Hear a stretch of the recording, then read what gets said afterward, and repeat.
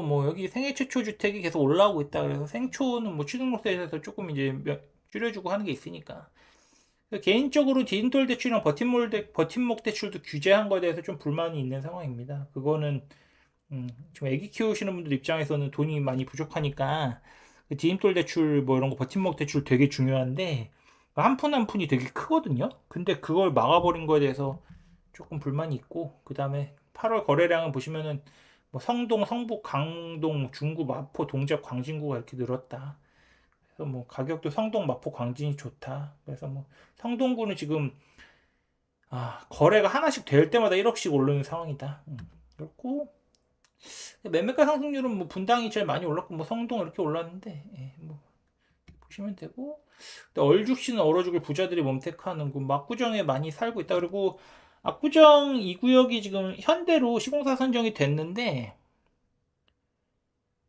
아마 이제 4구역이 시공사 선정이 내년 초에 될 거예요. 근데 우선 현대가 됐고 4구역은 지금 현대, 삼성, DL이 싸우고 있는데 개인적으로는 아마 현대 아니면 삼성이 될 것 같고, 보통 신반포 2차가 그다음에 한남에서 시공사 선정이 되는 과정, 그리고 시공사 선정이 되면 평균 한 20억쯤 올랐어요.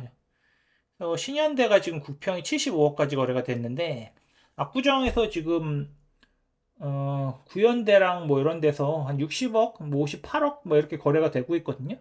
근데 지금 신현대는 매물이 안 나오고 있어요. 그래서 압구정이 지금 신현대가 제가 볼 때는 추석 끝나고 한 10월, 11월 되면은 제가 볼 때는 압구정에서도 9평, 그러니까 34평 기준으로는 신고가가 나올 것 같아요. 그래서 제가 627 대책 처음 나왔을 때 말씀드린 게 압구정 같은 경우는 추석 끝나고 보세요라고 말씀드렸다가 이제 한 8월 중순부터는 한 8월 말이나 9월 초부터 보시면 될 것 같아요라고 말씀을 드렸는데, 이럴 때 압구정을 잡아야겠죠.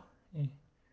그래서 지금 전국 아니에요, 수도권에서 유일하게 가격이 좀 많이 조정이 되는 데가 압구정이다. 그런 느낌 보시면 되고, 서울 집값이 뉴욕, 런던에 30%대 수니까 서울 집값이 싸다 이건데, 이게 좀 잘못된 게 서울 지금 평균 15억 정도고 14억, 15억이고 뉴욕이 29억이다. 그러니까 뉴욕 집값의 반값이다 뭐 이런 거고요.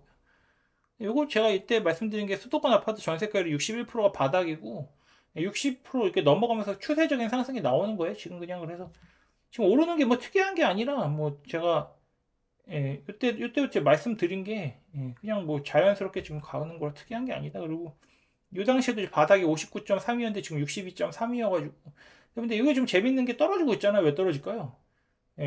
분모가 매가고 위에가 전세잖아요. 분자가. 그러니까 전세가 오르는 것보다 매가가 오르는 게 크니까 떨어지는 거예요, 지금. 그래서 어디까지 떨어질지는 과거 통계를 보면 알 수 있는데 그게 사례가 많지가 않아서 정확하지가 않죠. 그런 거고, 거래 지금 되게 많이 되고 있다 이런 뜻이고, 성동 마포 토어 제외 효과하니까 지금 몇 주 사이에 마포 성동에 지금 전국 부동산 사장님들 다 가 있다. 그렇게 보시면 되고, 좀 재밌는 현상이죠. 재밌는 현상이고요. 이제 공급 쪽 뭐 이것도 많지 않은, 이게 뭐 정책이 이렇게 나왔는데 그냥 가볍게 넘기면서 볼게요. 주택 공급 확대 방안 나왔는데, 그러니까 한마디로 이제 공급 부족하다. 입주 물량 부족하다. 이런 거고, 3기 신도시 토지 보상이 지연되고 있어요. 사람들이 기대하는 게 이게 3기 신도시인데요. 이 3기 신도시는 항상 문제가 이 토지 보상 문제가 있어요. 그래서 지금 검단이 노무현 정권 때 처음 했던 건데, 그게 아직도 입주를 다 못했죠.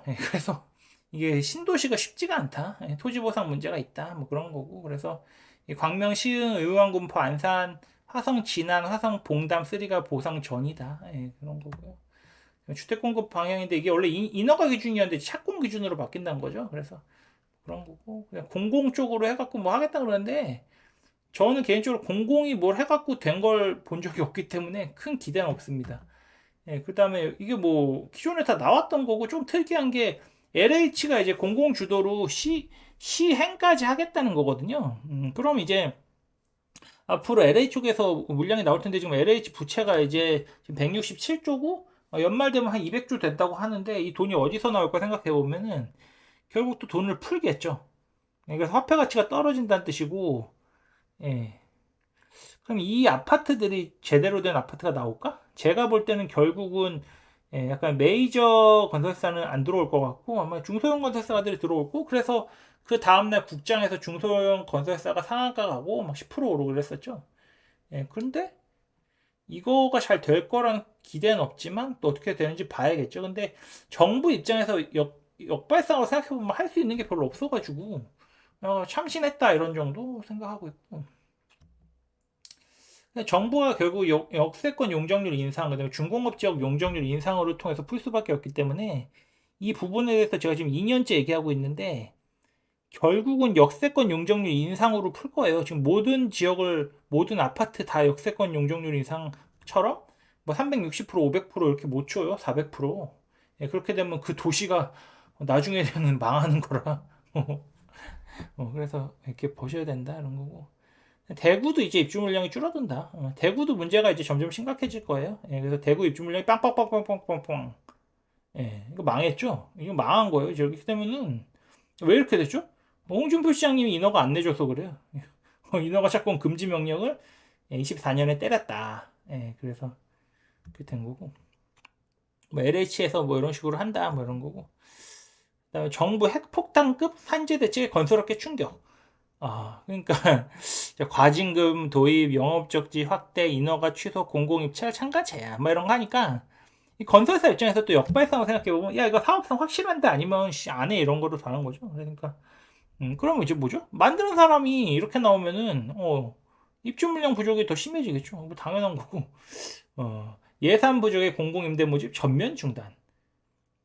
이것도 이제 좀 문제가 되는 건데 LH가 지금 돈이 없어요. 그래갖고 이런 게 계속 나오는 거고 그래서 약간 이제 공공 쪽으로 임대 물량이 굉장히 나오기가 그렇게 쉽지가 않다. 지금 국가 사정이 그렇게 좋지가 않아요, 우리나라가. 예, 그렇고 교산 신도시에서 교통 분담금 많이 낸다. 이 말이 뭐죠? 교산 신도시 분양가가 올라가겠다. 그렇게 생각하면 되는 거고. 97 대책 분양 임대 공개 추천 법제화. 이게 뭐냐면 이게 한강변 쪽에서 문제가 되는데 한강변전에 지금 공공 임대를 먼저 이렇게 추첨해서 넣으라는 뜻이에요. 그러면 이 말은 뭐냐면 한강변 재건축 쪽이 쉽지가 않다는 뜻이에요. 근데 이거를 하면은 이게 표로 생각하면 지지율로 생각하면은 큰 영향이 없거든요. 그러니까 제가 말씀드리는 게 한강변 재건축이 쉽지가 않아요. 이게 정부에서 지원을 해도 조합원들끼리 으쌰으쌰해서 가는 경우가 그렇게 많지가 않거든요. 근데 정부에서 이렇게 규제가 들어오면 더 안 되죠. 공급이 막힌다는 뜻입니다. 이거 이렇게 됐네.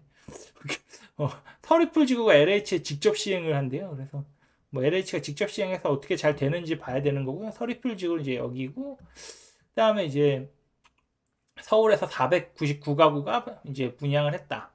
그래서 뭐 힐스테이트, 이수역 센트럴, 상봉 센트럴 아이파크 이런 데들이 이제 다 나왔다.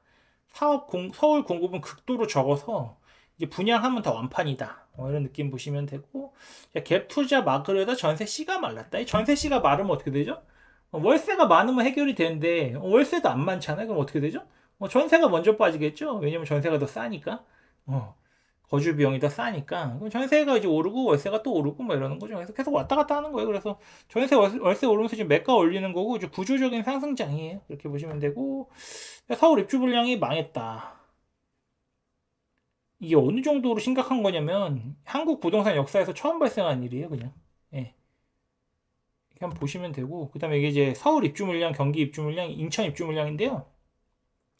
서울만 11월에 많아요. 이게 동대문구에서 다 나오는 거거든요. 그래서 동대문구는 조금 이제 시끄러워질 거다 이런 거고, 나머지는 부족하죠. 그냥 내년은 더 부족하고, 그 다음에 서울시 이제 오세훈 시장님이랑 지금 정부랑 약간 맞서고 있는데 서울시는 신통계획으로 하고 결국은 정부는 이제 LH 공공임대 뭐 이쪽 공공분양으로 풀려고 하는데, 이것도 생각해봐야 될 게 내년 6월에 오세훈 시장님이 이제 연임이 되면은 이게 계속 유지가 될 거고, 연임이 안 되면은 이거 다 갈아엎을 겁니다.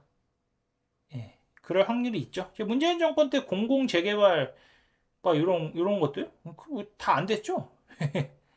진행이 안 되잖아요. 그리고 그런 거고, 음마 아파트 용적률 300에서 331%인데 강북은 지금 360%까지 해주고 있거든요. 역세권 용적률 인상. 강남은 확실히 규제가 좀 들어오는 거죠. 이게 31% 넣고 그냥 꽁으로 주는 게 아니라 기부 체납이랑 공공임대가 엄청 들어간 거예요, 이게. 그래서 여기 음마 쪽에서 좀 불만이 많은데, 뭐 입주 물량이 굉장히 심각하다. 그래서 24년에서 25년으로 오면서 마이너스 30%, 26년으로 가면서 마이너스 17%, 예, 계속 줄어든다. 그런 거 뭐 경기 인천도 계속 줄어든다. 그래서 근데 이게 좀 제 입장에서는 어이가 없는 게 입주 물량 부족할지 몰랐나?